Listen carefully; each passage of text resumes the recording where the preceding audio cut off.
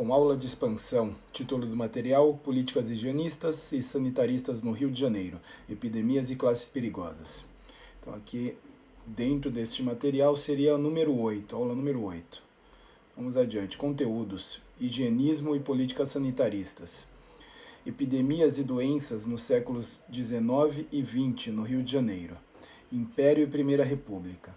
E classes perigosas. Objetivos: compreender o contexto histórico em que ocorreram epidemias no Rio de Janeiro, durante a segunda metade do século XIX e no início da Primeira República, problematizando os eventos que moldaram as políticas de saúde pública e de saneamento da época. Analisar, na ideologia higienista, o caráter social e de vigilância moral dos comportamentos dos indivíduos das denominadas classes perigosas. Foco no conteúdo. A teoria dos miasmas. Durante o século XIX, difundiu-se uma teoria científica, que posteriormente seria desmentida. Acreditava-se que a falta de higiene e saneamento, além de ambientes insalubres e fétidos, produziam os miasmas, que causavam doenças e matavam a população. Destaque: com os estudos no campo da microbiologia ao longo do século XIX, descobriu-se, na verdade, que fatores invisíveis, como os vírus e as bactérias, causavam as doenças. Fatores ambientais, sociais e climáticos poderiam interferir na ocorrência e na proliferação das doenças. O higienismo ou sanitarismo. Muitas epidemias e doenças atingiram a população brasileira, especialmente nas grandes cidades, entre os séculos XIX e XX. No Rio de Janeiro, foram criadas leis, posturas e códigos contra isso, visando as moradias e o saneamento. Como cortiços, estalagens e barracos eram instalações precárias, passaram a ser demolidos. Essa política higienista ou sanitarista ocorreu de maneira violenta, destruindo casas da população mais pobre, expulsando-as das áreas centrais.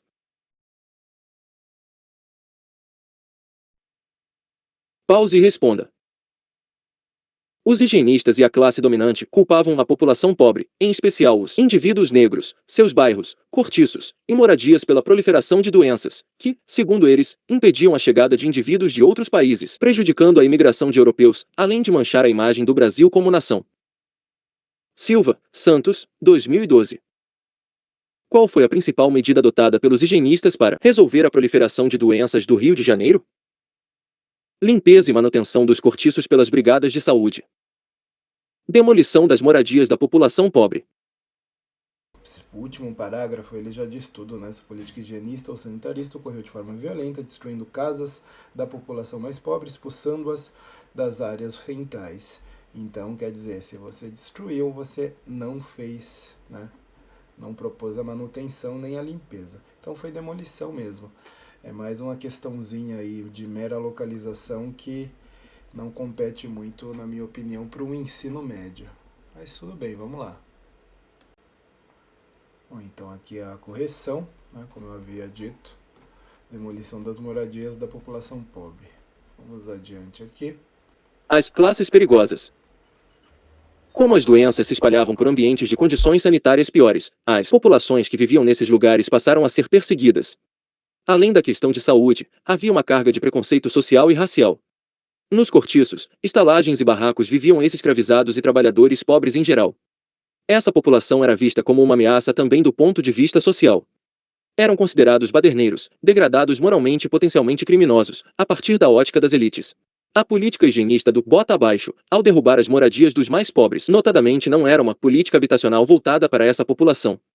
Ao contrário, visava retirá-la do centro da cidade, atraindo para a região as famílias mais ricas, abrindo ruas e construindo palacetes, segundo o modelo europeu. Para os mais pobres, a precariedade, a falta de saneamento e o acesso à saúde continuaram. No entanto, dessa vez estariam mais distantes, em regiões periféricas da cidade. Observe as charges, leia o texto nos slides a seguir. Todo mundo escreve. 1. Quais eram as causas da propagação das epidemias, de acordo com o discurso higienista da época? Fontes 1 e 2. 2. Como a imprensa abordou o problema das epidemias no contexto republicano? Explique a partir da análise das charges. Fontes 3 e 4. Registre suas reflexões em seu caderno. Fonte 1. O cólera. Hora da leitura. O cólera foi anunciado em fins de julho de 1855, tendo chegado ao Rio de Janeiro por intermédio de um escravo. No mês de agosto, a epidemia foi oficialmente declarada naquela cidade portuária, cercada de água, alastrando-se rapidamente pelas ruas próximas ao litoral e aos manguezais, localidades em que foram registradas as mais altas taxas de mortalidade.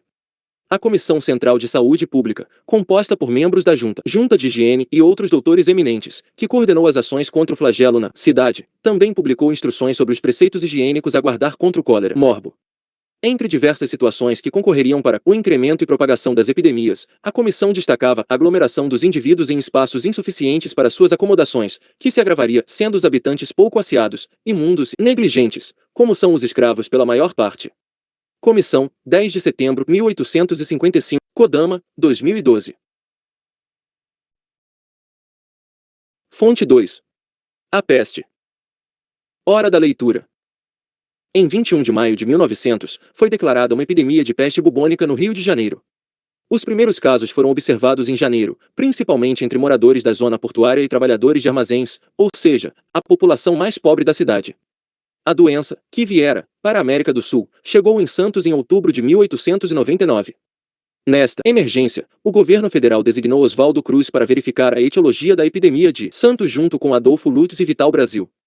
Com a confirmação oficial de que se tratava da peste bubônica, as autoridades sanitárias decidiram instituir laboratórios para a produção de vacina e soro contra a peste, o Instituto Butantan, em São Paulo, e o Instituto Soroterápico Municipal, no Rio de Janeiro, que, mais tarde, viria a se tornar a Fiocruz. Em 1903, para combater a peste, Oswaldo Cruz instituiu um prêmio por cada rato morto que fosse entregue ao governo, o que acabou gerando um estranho mercado. A imprensa da época não perdeu a piada. Fiocruz, 2015. Fonte 3. Charge publicada no jornal. Vê-se uma caricatura do médico Oswaldo Cruz, rodeado por ratos e segurando um papel no qual se lê Lex Oswaldica e Cia, uma referência ao novo Regulamento Sanitário Brasileiro de 1904, contra a peste bubônica. Ao final, os dizeres, um conselho importante. Ratices. Fonte 4. A autenticidade dos ratos. A autenticidade dos ratos. Prove que o rato nasceu, viveu e morreu nesta capital e terá 300 RS. Por L, por meio de uma justificação com 3 testemunhas de vista. Jornal do Brasil, 11 de agosto de 1904. Grafia original. Correção. 1. Quais eram as causas da propagação das epidemias, de acordo com o discurso higienista da época? Fontes 1 e 2. A partir da segunda metade do século XIX, o Império adotou medidas de saneamento e políticas higiênicas atreladas ao discurso médico da época. A Junta Central de Saúde Pública atuou fortemente na propagação dos discursos sobre os efeitos maléficos dos hábitos de higiene da população pobre do Rio de Janeiro, incluindo tanto suas moradias quanto as estalagens e os cortiços. As habitações coletivas, nas últimas décadas da escravidão, tanto para escravos como para libertos e negros livres em geral, eram alternativas viáveis de moradia na corte. Assim sendo, é explícita a ênfase da comissão, quando esta atrela a insalubridade aos escravizados. Já no contexto republicano, o diretor-geral de Saúde Pública, Oswaldo Cruz, para combater as epidemias na cidade, instituiu inúmeras campanhas sanitárias. Ainda que algumas fossem impopulares, como a vacinação obrigatória, ajudaram a promover mudanças na sociabilidade e na organização do espaço. Correção. 2. Como a imprensa abordou o problema das epidemias no contexto republicano? Explique a partir da análise das charges. Fontes 3 e 4. Em 1903, Oswaldo Cruz, recém-empossado diretor-geral de Saúde Pública, decidiu colocar em prática um programa de extermínio dos ratos na cidade do Rio de Janeiro, considerados por ele como os principais transmissores da peste bubônica. Para tanto, oferecia pequenos prêmios à população para que caçasse esses animais e os entregasse ao poder público.